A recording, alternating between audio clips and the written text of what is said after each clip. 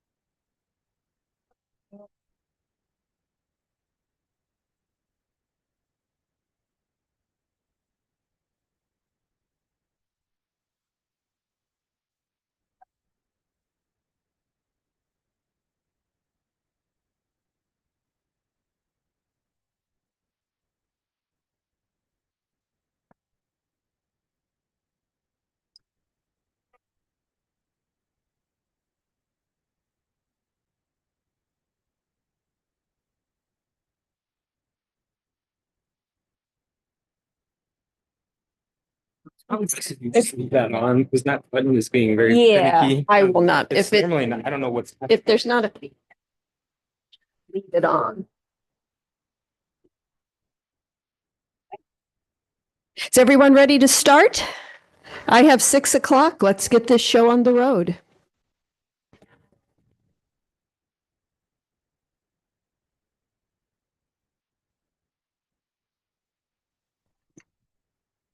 Work.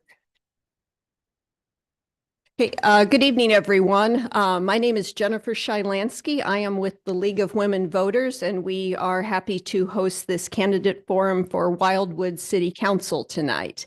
I will go over the rules for our forum tonight, and then we will just get right into the questions with the candidates.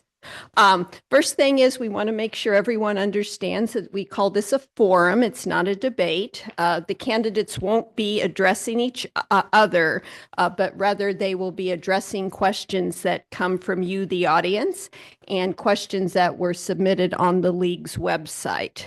Our League of Women Voters will be handing out cards, and if you have a question, please write it on that card, flag down a volunteer, and they will bring it up to me. It's important to note that questions must be of a general nature that can be answered by all the candidates. Each of the candidates will make a 2-minute opening statement. They will have a minute to respond to each question, and then they'll have 2 minutes to make a closing statement. And in the spirit of managing our time well, please hold all applause until the end of the forum. Our timer, Diane, here will signal the candidates when they have 30 seconds remaining and when the time has expired. And so, around now, Ms. Roboleski will make the first opening statement. Then the candidates will alternate who gets to answer the subsequent questions first. And then finally, Mr. Albers will have the opportunity to make the first closing statement. So with that, Ms. Robolewski, your opening statement. Thank you. First, I'd like to thank the League of Women Voters for the opportunity to be here tonight. Thank the City of Wildwood for hosting, the other candidates who are here, and the residents who decided to come and listen tonight. I'm Vicki Robolewski, and the reason I'm running for office is because I really do it's pretty simple. I am now retired and have the ability to provide full-time community service from the work I've done. Giving to others has always been a part of my life, and I can't think of a better way to support the community.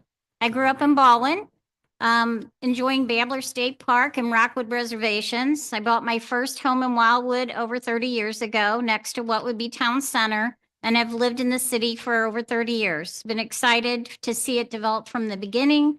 The strategic foundation through the master plan has provided growth that's kept Wildwood unique and created an awesome place for all of us to live. I currently serve as president of the board of directors for Windsor Crest subdivision, and I was a trustee in Seven Hills South for 11 years. I've attended many city council meetings, planning and zoning, admin, and public works over the years, and feel I have what the city needs with my work and service background. I worked in healthcare for most of my career and most recently served as Director of Human Resources at St. Luke's Hospital until retiring.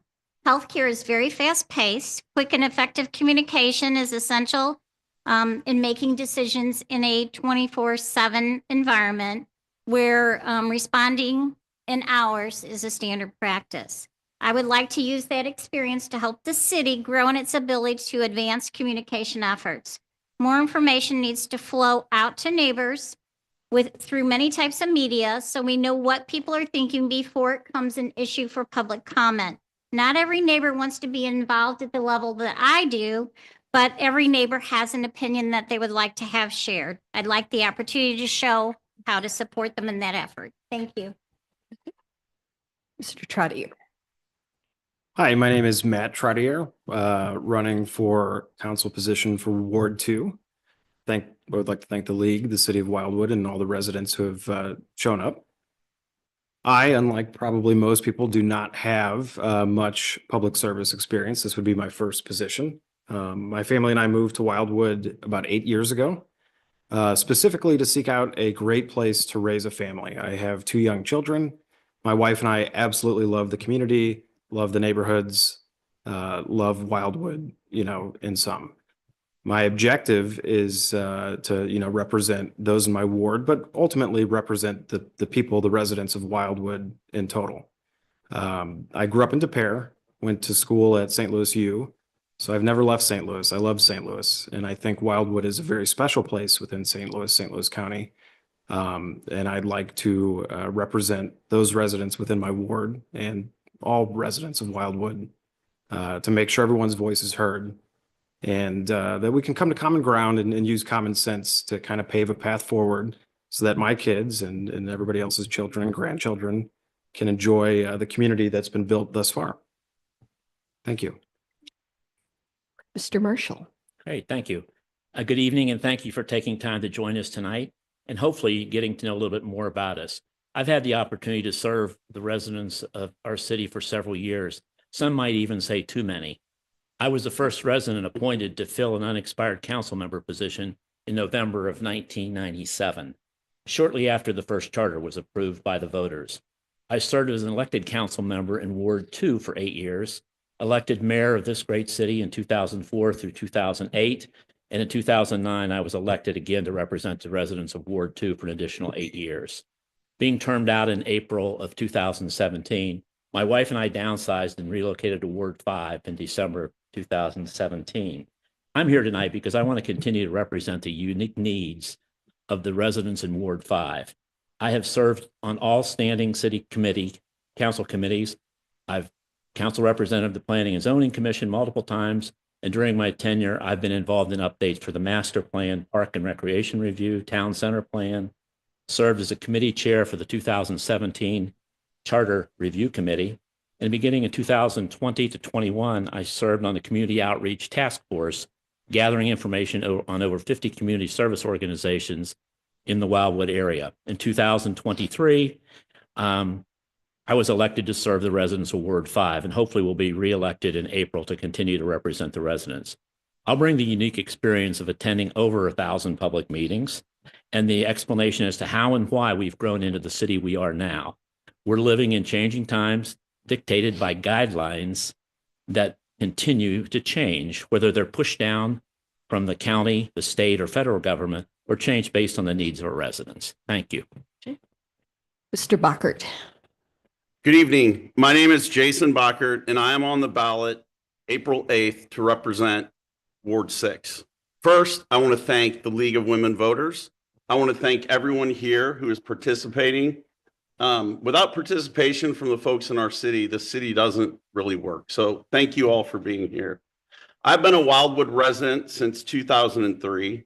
I've been a resident of West County since I was 14. I've lived in both Ward 8 and Ward 6. Currently, I live in Ward 6 with my wife, Carrie. My youngest son, Ben, who attends Eureka High School, will be graduating and attending Mizzou. Our oldest son, Brady, who is getting ready to graduate from Central Missouri State. I have 25 years experience as an equine health sales professional. My volunteer experience includes Rockwood School District, Pathfinder Church, and various coaching positions for both Ben and Brady. Folks, we have a great city and we have a lot to be proud of. And my intent for running for Ward 6 is simple: to be a good financial steward of our $12 million operating budget, our 27 employees, and continue to follow the plan of intent, the charter, and the master plan to ensure that Wildwood continues to thrive. Thank you. And Mr. Albers. Thank you. I would like to thank the League of Women Voters and everybody in attendance here tonight. I'd also like to thank my wife, Maureen, who is here. She's been supportive of me in my year being on the council and in my reelection campaign. She was even on the campaign trail with me until she had an unfortunate accident and fractured her ankle. So she's no longer, she's on the DL now. So we've been out here 26 years and have seen a lot of positive changes to the government, and I'm happy to be part of it for the past year. My volunteering experience is a lot of coaching. I have 2 grown daughters in their mid-30s, so a lot of coaching girls sports. I also ran the athletic association at St. Joe's in Manchester for a number of years, and I've been heavily involved with the Vianney Alumni Association as a class rep. Getting back to the government here, Mayor Garitano appointed me to take his spot on the council when he became the mayor. I've also served on the Admin Public Works Committee this past year. And when you come into this, there is a lot to learn about governing our city. But I think my professional experience has helped in that process. I have over 40 years experience in management. You know, I've worked in the HVAC industry for a lot of that, with extensive experiencing in budgeting while working to make cost centers profitable. I've listened to the opinions of, oh wow, that was good. Thank you. Okay. So Mr. Trottier will have the opportunity to answer the first question, and it is a little long. So if I need to repeat any of it, I'm happy to do that. How familiar are you with the Wildwood Master Plan, and what do you see as its most important principles? What aspects of the plan do you think have been most successful, and what areas, if any, need revision?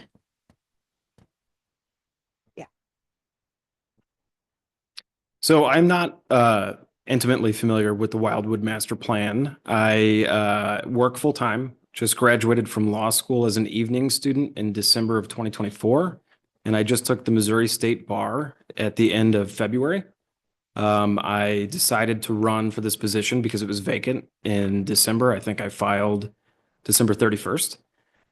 So while not intimately familiar with the plan, being a night law student, full-time parent, while being full-time employed, I've developed certain aspects of ruthless efficiency, and I'm happy to dive into it upon election and learn the ins and outs and apply what's necessary while seeking and striving for solutions to better the plan. Thank you. Mr. Marshall. Sure, thank you. I've had the opportunity to do the master plan 2 or 3 times. So I think it's come a long way from where we started. And at this point, I think it will continue to be tweaked. As the committee goes through reviewing it at this point, I think the biggest change that we need to keep in mind is how society in general has changed. The whole fact that the ability to have stores to shop in, that's somewhat limited.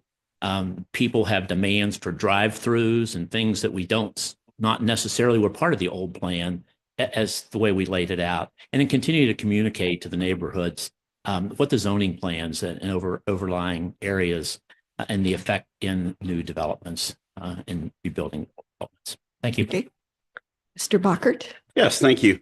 I am relatively familiar with the master plan, and I think when you talk about Wildwood, it's always one of the hot buttons, right? Everybody's always, well, what about the master plan? What about the master plan?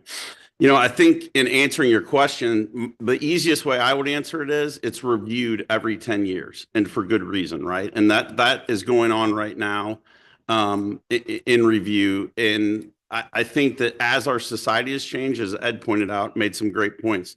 As our society has changed, as our community has changed, as our tax base has changed, it's critical that our city plan align with those changes, right?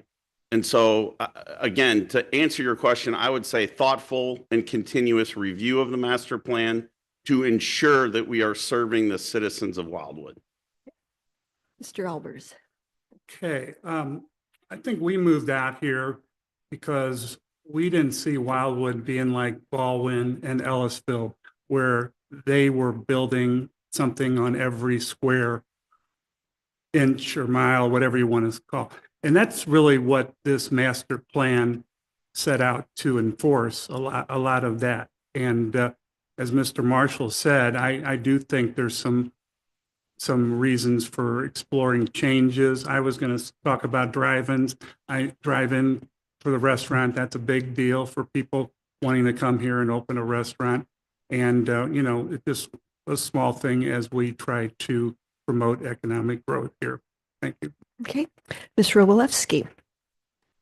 Couple additional points. In terms of the master plan itself, the thing that I found over the course of time is that the committee oversight with community resources involved and their feedback, I think, has been extremely helpful for the group.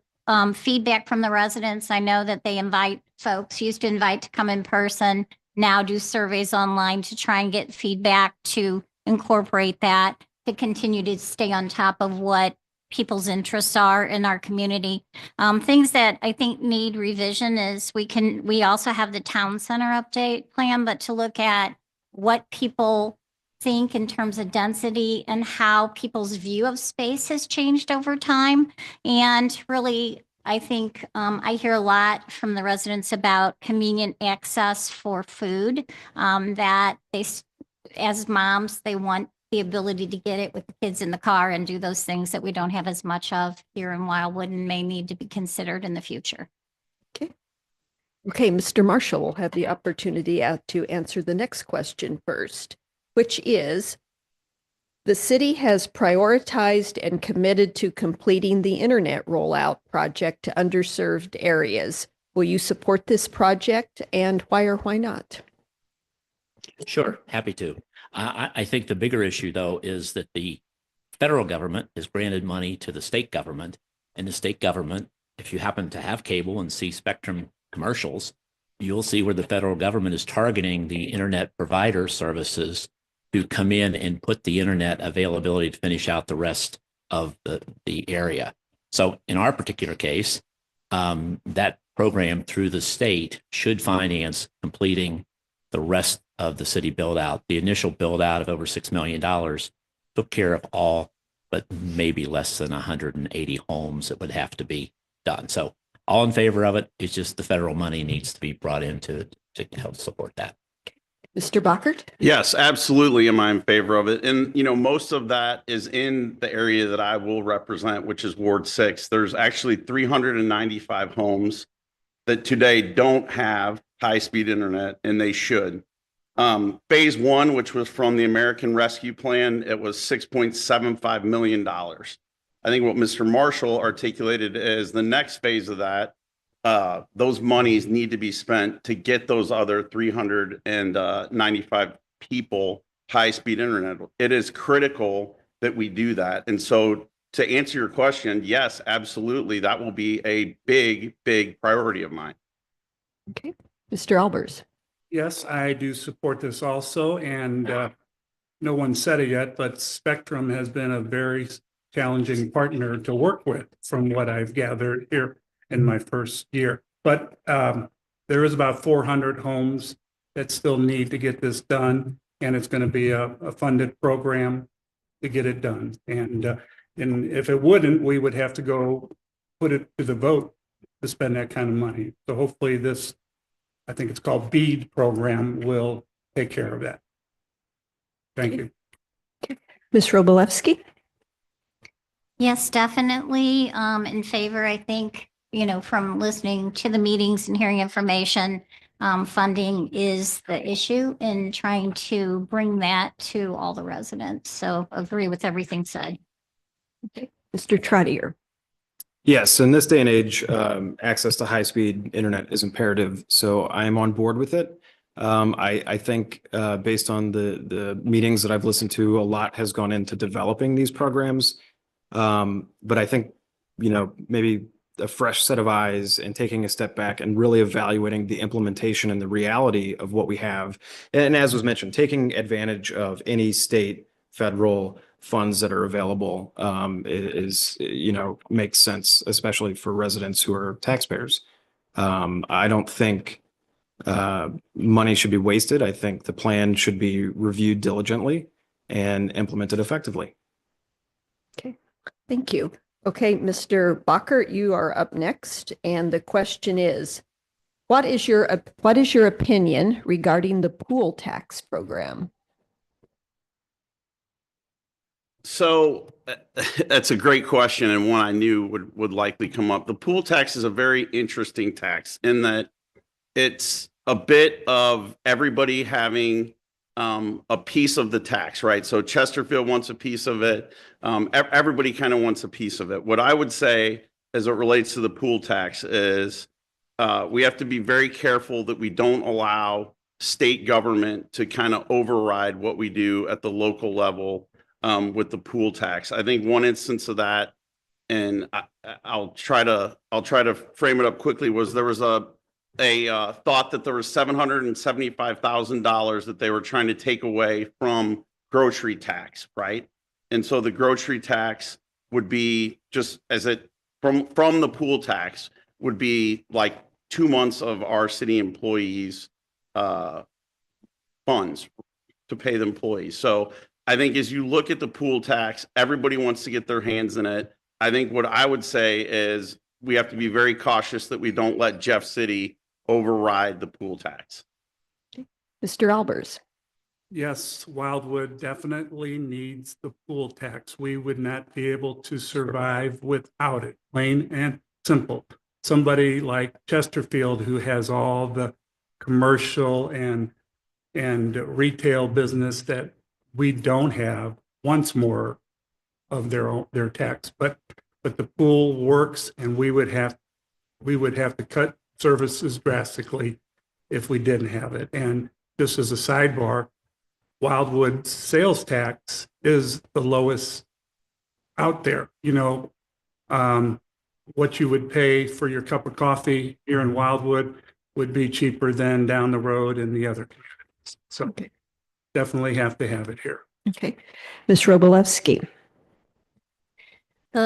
Certainly the pool tax works now. Part of what I think the city needs to continue to look at is where do we go in the future to make sure that we're looking at our development so we're not as dependent upon the pool funds. Mr. Trottier? So to follow on that, no municipality operates in a vacuum. Any actions taken in Wildwood or in Chesterfield are impacting neighboring municipalities. So I think it is important, but again, a careful review of management and how funds are being expended is important. But overall, I am supportive. As mentioned, none of our municipalities operate in a vacuum. We're dependent upon each other. Anything we do impacts Chesterfield and vice versa. And Mr. Marshall? Sure. I think the pool tax, we've dealt with it before the city was ever incorporated. The challenge we have is trying to keep that tax based on the way it's calculated. So right now, anybody in the county, that portion of the sales tax goes into a pool and we receive our share based on our population base. So as we try to manage through those dollars, that's very important. We don't have a property tax. We don't have the highest sales tax out there. So over the years, we've got the police department and we have another capital tax. So we have a couple other ways, but primarily the percentage of the pool tax that comes through us. And I think our jeopardy is the state is trying to take and remove food and that consumption of the sales tax from the city. And unfortunately, we would have to come up with another way to gain on that. So let's hope that they lose the effort and it doesn't make it out of the House at this point. Thank you. Okay. So Mr. Albers, you'll have the opportunity to answer the next question first. And that question is, how will you work to attract business and increase economic opportunities while maintaining fiscal responsibility? Well, I think that's two-part. We still need more residents to grow economically to support businesses we actually have right now. You know, it's not uncommon to see businesses go under out here on a regular basis. And that is because to some factors that there's not enough residents in the area to support them at sometimes. So it's a double-edged sword. Before you add a lot more businesses, we have to grow the residential area more. Okay. Ms. Robolewski? I think we spend a lot of time through the Economic Development Committee and through City Council looking at ways to attract business. But I think in terms of how do we move forward to continue to develop business, you have to almost look at what is the plan for that specifically. Like there's some areas that could be developed for business along with town center, you know, we want to be a bedroom community. We can't attract the largest employers to our community, but there's a balance of who we can attract through both population and through businesses. For example, some possibly along Old 100 and trying to develop that area as a place where some businesses could grow and still be successful. Okay. Mr. Trottier? Yeah, so ultimately, speaking of the Wildwood Master Plan, I think, you know, dialing back and getting to the roots of this community, what this community wants, what the residents want, that would be my first impression on evaluating economic development. Wildwood is not situated like Chesterfield. A major highway does not run through us like 64, where we can attract residents from the entire St. Louis County or city or St. Charles communities. So I think the Route 100 development, looking into that would be ideal. But ultimately, it's got to go back to what are the residents interested in? What does the master plan look like today? What should it look like? And what can we fit into that from an economic development standpoint? Okay. Mr. Marshall? Sure. Really big challenge for the city. We don't have a business tax. We don't own property to lure people to come in to rent from us. So every individual business that comes in has to meet those compliances that we have as far as being a city, which I think we've done a really good job of trying to address those. I think we have to look for some of the opportunities. The businesses need people to be buying things 7 days a week in their areas, not just on Friday and Saturday night. We also need to address, we have a fantastic opportunity with the community college this year, doubling its size. So there are business opportunities we have to look at. It's really challenging when we can't give away a tax because we don't have a property tax for them. So coming up with ways to get businesses successfully to get in the city is a challenge and will continue to be. Thanks. Okay. And Mr. Bachert? Yes, thank you. It is a challenge. So town center is 800 acres. It's roughly 2% of Wildwood, right? And it is the heart of our city. And when you see businesses there that aren't full, right, it's heartbreaking. So as a council, as a city, as a community, we have to find ways to attract and lure businesses to fill those spaces, right? And we have a lot of empty spaces. Mr. Marshall's points are well taken in that, we do have the lowest tax rate, but we don't have some other taxes to help us pull some of those people in. So I think thoughtful consideration, and I do think that should be a big part of the master plan kind of review is what can we do as a group to draw in more local businesses. Thank you. So Ms. Robolewski, you're up next. And the question is, what specific steps will you take to make sure all voices in Wildwood, rural, suburban, and business communities are heard in policy making?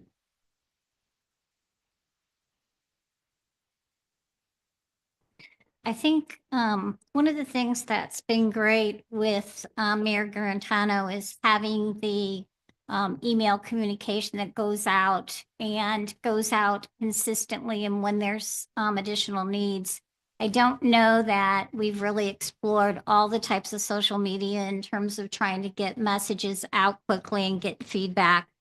Certainly in trying to have communication, rural, suburban, or business, when you use social media effectively, you can get a lot of feedback from a lot of people. And the bottom line is it's about what the people want. I can tell you the person who has the business that does my nails has a different interest than somebody who lives out further in the community. So I think there's a lot of different interests. I think there's been a great start at trying to add to what currently is being done. And I think there's a lot more that we could be doing.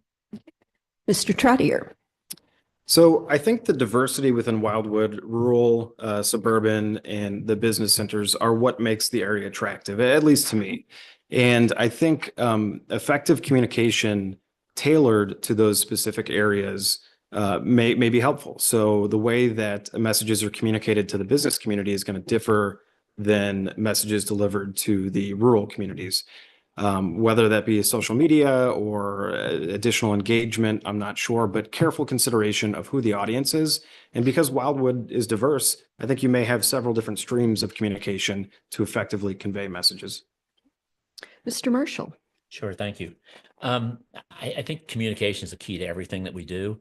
And I think we as council members have to decide what works best. The mayor does a great job. The city does a great job getting the newsletters out. But people have a tendency to react to what they hear, not necessarily the truth, not necessarily what the facts are. So the more you can be involved as a council member with your homeowners association, the more you can listen when planning and zoning issues come up in your ward, the more you can be there for the Board of Adjustment challenges. That's where you're going to hear those constituents who are concerned about where the city's going and how it's going. But I just think our obligation should be to continue to increase the communication. However we do it, the city does a big net, and then we have to try our best to listen to those individuals that ask questions. Mr. Buckert. Yes, thank you. I think as Ward 6 councilman, I can assure you that in today's society, we have so many forms of communication, right? I've seen, just looking out here, people on their phones already, probably, either on Facebook, emailing, texting. I think we have multiple forms and ways to communicate, both within our wards and with the city. The city has a great website. People spoke about Mayor Garantano's newsletter. I think there's a lot of ways that we can communicate. I think it's how we communicate and what we communicate to the people of Wildwood. So I will tell you that I'm a big proponent of communication, and I think that there are lots of ways for us to get the message out and to get people more engaged and more involved. Mr. Albers. Yes, I think you have to be very active in your ward. In my first year here, I've had a lot of communication from my ward on certain issues and have had meetings on specific things. And I've voted for things with their input. As I've been canvassing, I've told people that I represent the whole ward. I do not have any agenda, and I'm very accessible. If you need to get a hold of me, that I will return the call or email right away. So being active in your ward is a key thing to communication. All right, Mr. Trottier, you will be up next. And the question is, within the city of Wildwood, there are differing opinions about things such as J-turns and rental housing. Explain how you balance the needs of your constituents when addressing difficult or controversial issues. So I think first and foremost, each of us would represent, a discrete ward. However, it's one community, it's one Wildwood. So there needs to be the ability for us to collaborate based upon the feedback received from the residents. Again, back to common sense and careful evaluation of proposed plans. Research into other communities that have implemented similar plans and determine what the outcomes were. What is the true need? What are the residents in my particular ward interested in? And what is the community in Wildwood as a whole interested in? And speaking of this master plan, which I still need to read, I think through that review process, the progress needs to be determined based on changing circumstances. So I think that's a great thing that it's reviewed every 10 years. And with these proposed projects, things need to be forward-looking. So what are we doing to make the community a more desirable place for people to move to? Okay. Mr. Marshall. Boy, that's a whole lot for 1 minute, but I'm going to start with the easy one first. Rental Okay. properties, city has absolutely no control over rental properties. So if you own a house and you want to rent it to somebody, that's totally up to you. The city cannot control that. So that's just one of the issues that I think there's a big misnomer that we're not allowed to have it. Probably 18 to 20% of the properties in Wildwood right now are being rented. So it's not as if it's not there. It's just everybody has this perception that, oh, this is terrible. We can't have rental. J-turns, for years, Highway 100, we've had, I believe, 4 deaths on Highway 100. The state has come back with a safety recommendation for the J-turns based on their ability to calculate the return and the safety improvement. I don't know how the city could say, no, we're not going to do the J-turns. We've looked at all the alternatives, but they are the best safety improvement and the way that the state will help fund with federal funding dollars the safety improvements on Highway 100. Thanks. Mr. Bachert.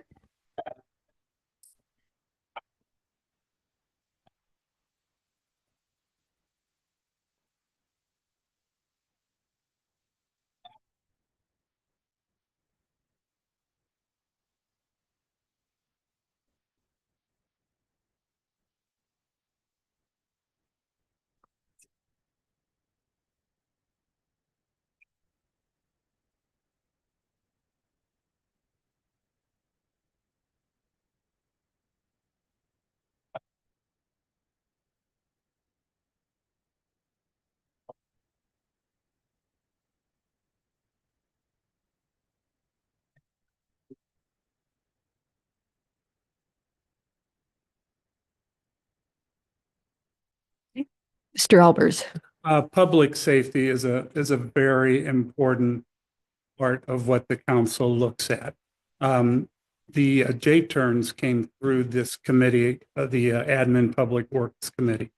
And the experts are the ones that outline this.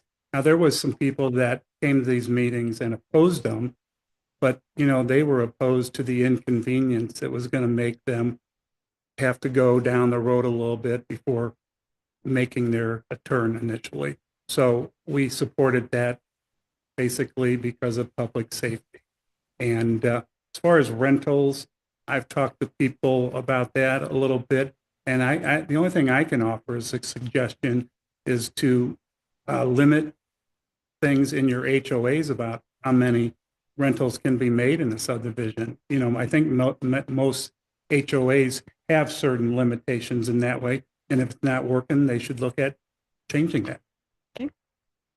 Ms. Robolewski. Regarding J-turns, bottom line, people don't like change. The J-turns were there to reduce accidents. I've seen them put in on a few roads that I travel, and believe it or not, they've worked really well. And I think it was inconvenient while they were doing it, but I've noticed that they've made a difference in how the traffic flows. And I think that that's been successful for them. In terms of rental housing, there's certainly different types of rental housing that's being built, that's being considered now, and then people who are renting homes. I know the city is working to try and have more information being shared and go through processes if you are going to be renting homes in the future. I do know that there is a difference sometimes when a person is renting the house and if they own it in our own subdivision. Okay, thank you. Okay, Mr. Marshall, you are up next. The question is, in the event a vote is required that affects your property, your business, or your neighborhood, will you abstain from that vote due to conflict of interest? I would say no unless I own that property. All right, Mr. Bockert. I will echo what Mr. Marshall said. Okay, go ahead. I would also say no, to that also. Ms. Robolewski? It would depend on what the vote was on in terms of the property. Certainly, if it was something that I was involved in, I would abstain from the vote. And Mr. Trottier? I don't own a business in Wildwood, so I would not abstain from votes. All right. Mr. Bockert, you are up next with the first question, and it is, what are your thoughts regarding the current Wildwood Special Circumstances Overlay District Reservation, or SCOD? Okay. Okay.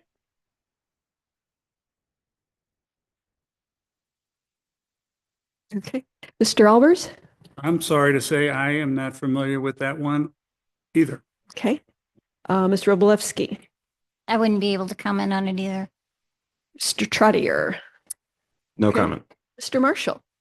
Okay. So I have 5 minutes. Correct? So it's a zoning regulation that was implemented. We have an area in the city, actually it's in Ward 2 and Ward 4, that had hazardous materials years ago. And that property, again, 28 years ago when I first started, they had permission from the EPA to build on that property. Over the years, people kept bringing up issues, and they found more contamination in a backside of it, not wherever it was going to be built on. And that was cleaned up. So in order to protect that from being developed at this point, that zoning was put into effect. So if they were going to try to develop there, they have to meet 2 or 3 levels of analyzing the soil to be able to build that, which is, it's just a way to kind of protect that from being built without any guidelines on it. I'll pass my 4. Okay. Okay, thank you. All right, so Mr. Albers, you will be up next. And the question is, what are your thoughts about a St. Louis City and County merger? I think most of us would be totally against that.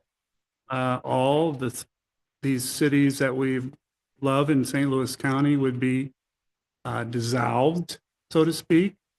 And from what I know, the reasons for wanting to do that would be to put all the population together, maybe to draw businesses into a larger population base.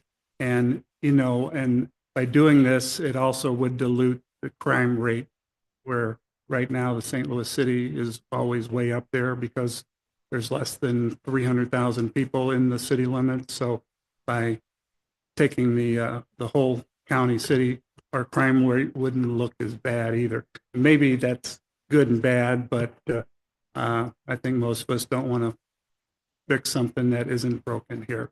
Okay. Ms. Robolewski? I would not be in favor of a city-county merger. Okay. Mr. Trottier? So I've lived in St. Louis City and I now live in St. Louis County. I am aware that this situation is unique to St. Louis and Baltimore and a few other cities in the U.S.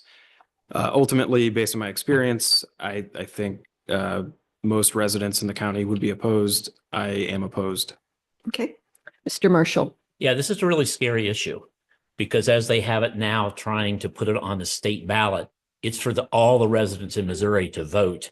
They'll base it on efficiencies of putting the city and the county together, the resources together, how much more efficient, and everybody in Kansas City, everybody throughout the state would have a vote in it. So we got to try to stop it before it gets to that. We all agree that we would vote no, but we're just a small portion of that voting population that's out there. So it's a big risk, and hopefully things can happen at Jeff City to get that changed, kind of like the sales tax thing we talked about before. Mr. Bockert.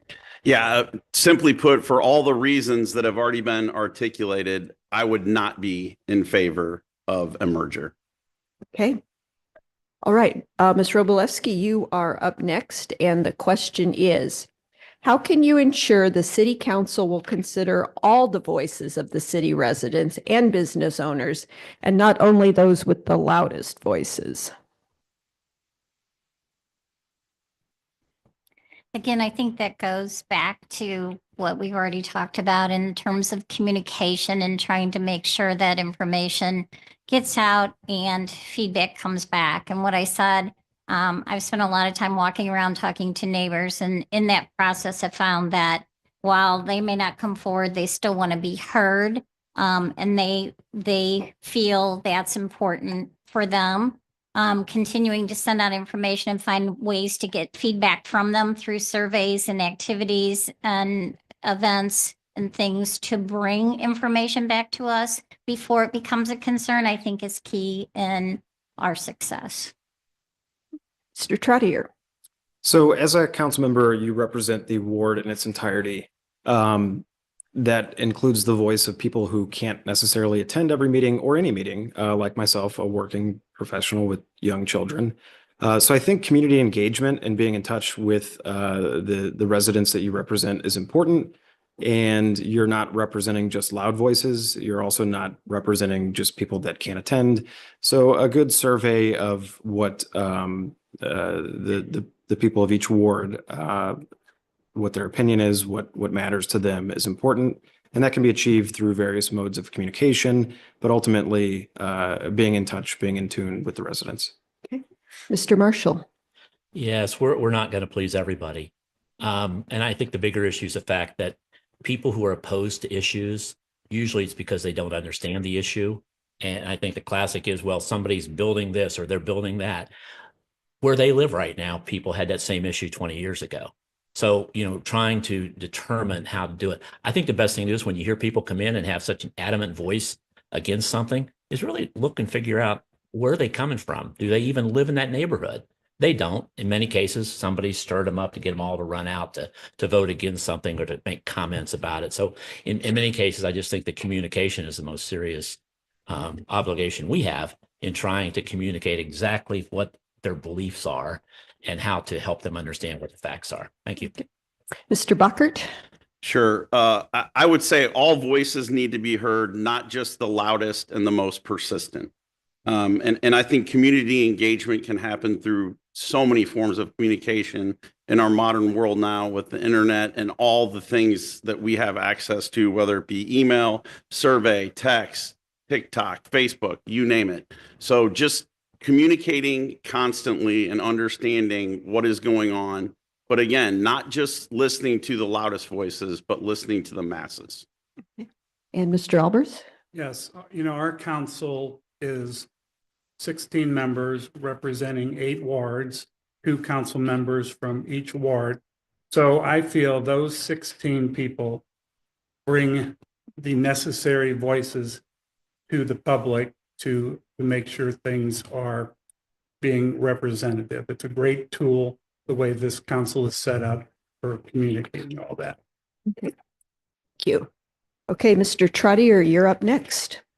What overarching criteria do you think the city council should use to determine the viability and priority of each project? So the checks and balances that are in place need to be enforced. We have a process of working through projects. At the lowest level, we're taking into consideration the voices of some, but ultimately it is the voices of the community at large. And these projects need to be evaluated from every angle, not just there's a crisis here, we need to respond and put out the fire. I think we all have an opportunity to take a step back, truly evaluate what comes to the table.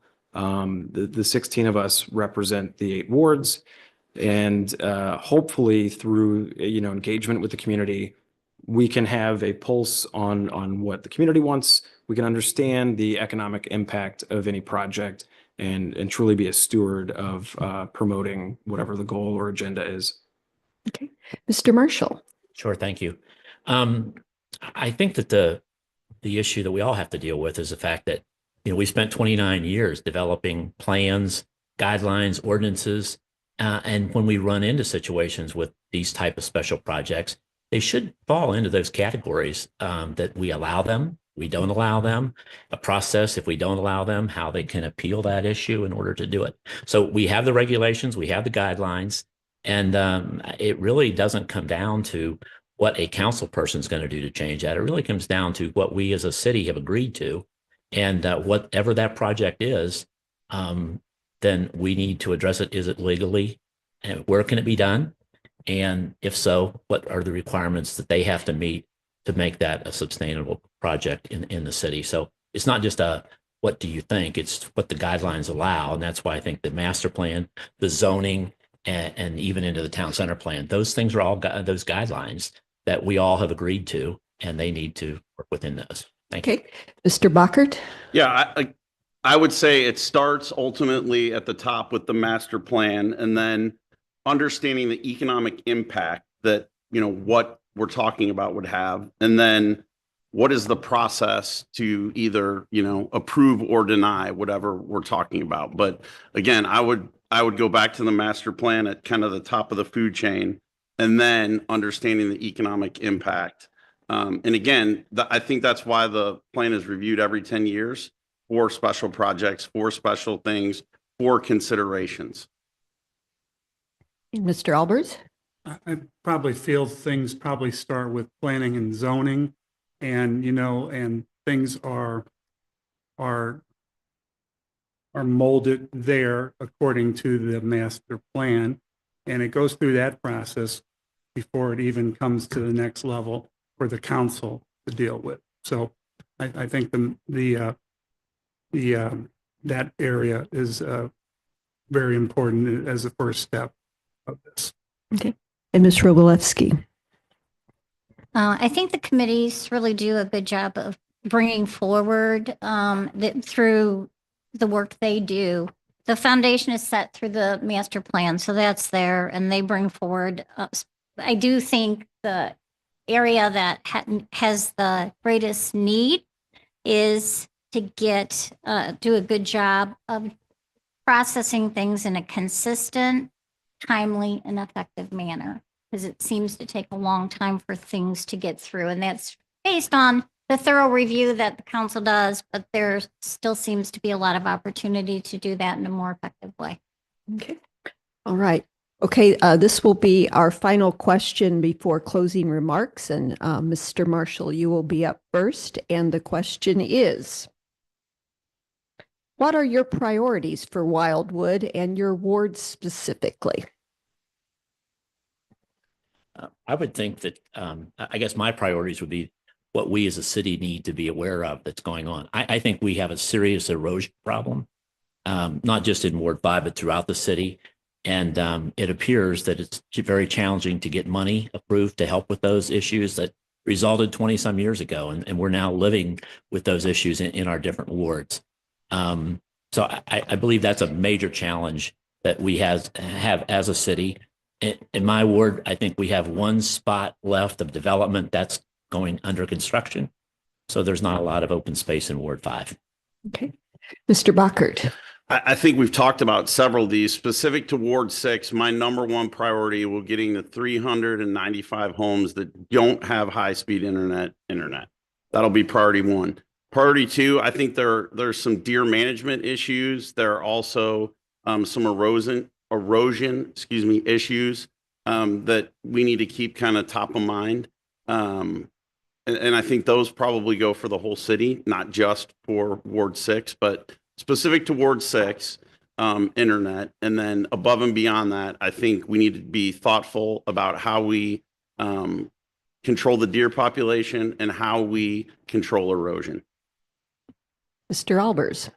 In Ward 8, a lot of it's about economic development, and there are a lot of things starting to pop. And there's a lot of residential areas that are being looked at. And like I said, we just need to get them right to make them work with the master plan and help promote the economic recovery. Ms. Robolewski. Certainly representing the Ward 1's view. What I've heard from them is truly deer management. While they like that there's a program, don't necessarily like the way the program is being done. Also looking at how we have our restaurants and for the family members who don't have the ability to leave the children to get food. And looking at, are there some other ways that we can look at that piece? So those are the ones that I've heard mainly that they have strong interest in seeing change for. So representing them in that. And then also internet access, well, I think it's mainly okay. That has been something that's come up folks too. Okay. And Mr. Trottier. So first and foremost, my priority personally would be to strive to be efficient, timely responsiveness to resident questions. And I know specifically in my ward, the deer management and the erosion are serious matters. And I think I have over a decade of experience in the environmental and regulatory sector. And I think I can shed some light, or at least help assist shed some light on how we can further these projects. The erosion is truly plaguing Ward 2, and I think the majority of Wildwood. That is not a cheap undertaking, but I think there are resources out there. So my goal would be to evaluate these sorts of projects diligently, but ideally execute efficiently. Okay, thank you. All right, thank you for your answers to the questions. And now we will go into the closing remark segment of the forum. You'll have 2 minutes for your closing remarks. And Mr. Albers, you get to go first. All right. This has been my first election campaign, and I've made a commitment to canvass the whole ward, and I'm almost done. So that's somewhere 400 to 500 residents that I've reached out to here. I've really enjoyed the interaction with Ward 8 residents. I've stated this before, but I've told residents I represent the whole ward and that I don't have an agenda. I'm there for them. I'm very accessible, as I said, and I'll get back to these residents quickly. I've stated I'm pro-development, but it has to be the right development that lines up with the master plan and keeps the integrity and natural beauty of our city. I'm also an advocate for more villas in our housing mix. We're losing residents to all areas because we don't have enough villas in this area. I also support initiatives to promote public safety and improving our infrastructure. Watershed erosion is a serious concern, and we're hoping for state funding to help with repairs. I feel very confident that I have represented Ward 8 in a professional manner my first year, and look forward to winning this election and continuing my efforts to serve Ward 8 residents. Thank you. Mr. Buckert. Yes, thank you. And again, I want to thank everyone who attended here in person, those online, and again, to the League of Women Voters, outstanding job. You guys are kind of the unsung heroes in all this. As you guys can clearly see, I'm a very, very proud resident of Wildwood. And I hope by taking the time this evening, you can see that I'm committed to the city and its residents. And I would appreciate your vote on April 8th. Mr. Marshall. Great. I'd like to, again, thank the League of Women Voters for holding this event. I just think it's so critical that we get enough people to participate and give people the opportunity to kind of hear some of the opinions. So my reason for serving on the city council is to promote efficient local government and to represent the needs of Ward 5 as they relate to the progress of the entire city. It's our challenge as council members to balance the needs of a growing city, both residential and commercial, without doing damage to the environment. I'm committed to devote the time and energy to continue to make Wildwood a great place to live, raise our families. And I will listen to all sides of the issues before us, representing the residents without any hidden agendas or preconceived notions. Just appreciate your support on April 8th. Thank you. Okay. Mr. Trottier. So I'd like to thank the league and the residents who've attended and anybody who is voting on the 8th that is supportive of myself. I appreciate the trust. Ultimately, I'm a service-oriented individual.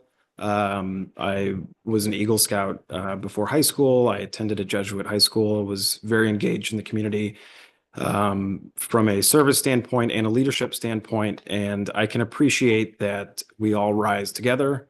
So my objective is quite simply to listen to the residents and, foster a efficient government. Growing up in St. Louis County, Wildwood was always this beacon, and I now have the privilege to live in Wildwood within St. Louis County. So I'm excited to ideally be elected and contribute to the future of Wildwood. And Ms. Robolewski. Really, to further the great work that's already being done by City Council is part of my focus to continue to see that happen. Keeping Wildwood unique is what really makes our city special, and finding ways to attract the right businesses and restaurants is really key to our economic development. I have great attention to detail. I am a patient person and I listen well, and that's what I think is needed when you're going to serve as a city council member. I've always worked hard, and I promise I will respond to residents because I appreciate when people do that for me. So I want to do that for others. And I want to make sure that we're communicating and we're also listening to what they have to say. Okay. Thank you. Okay. Okay, so I'm going to turn around and address the audience now. All right, so I would like to thank the candidates for their participation this evening. I think it takes courage and character to put yourself forward like this. So thank you. And a round of applause for our candidates.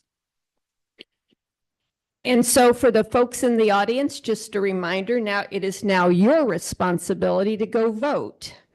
No excuse absentee voting is underway right now, and a variety of satellite locations are open. The closest one to here is probably the Daniel Boone Branch Library. Polls are going to be open on 8 April from 6 a.m. to 7 p.m. And as a reminder, you can vote at any polling place in St. Louis County. And you can see the St. Louis County Board of Elections website for more information. So thank you for your attendance and safe travels home. Oh.